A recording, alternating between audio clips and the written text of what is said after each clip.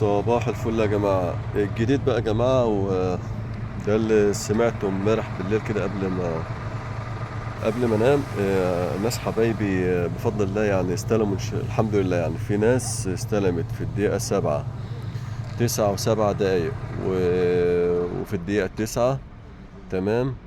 والأغرب من كده إن في واحد استلم في الدقيقة 13. دي اللي كانت بصراحة الحمد لله، يعني إيه، ربنا كرمه واستلم. هي كانت غريبة شوية، بس قلنا قبل كده احتمال كبير الناس اللي هي أوراقها ما هيش مظبوطة وما هيش تمام بيعدوها بيجيبوا اللي بعدها. فكان موفق، وعلى حسب المكان. في أماكن صغيرة، وفي أماكن كبيرة. تمام. لو أماكن كبيرة والكلام ده بتبقى صعب إن يجي فيها ال 13 دقيقة. تمام. إنما هي سبحان الله كده، هي صادفت معاه.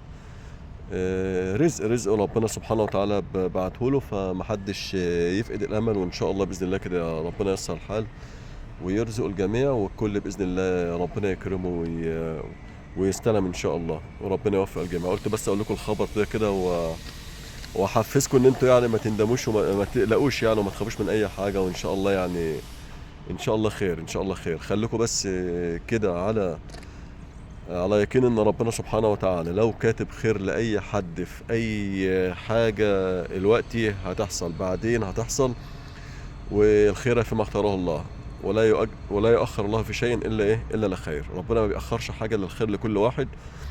فان شاء الله تفائلوا خير، وان شاء الله في ردود لحد قالوا اليوم الحد الجاي، وبعد يوم الحد الجاي ان شاء الله. يعني الامل موجود يا جماعه، ما تيأسوش ان شاء الله باذن الله كده. والله المستعان. صباحكم زي الفل. السلام عليكم.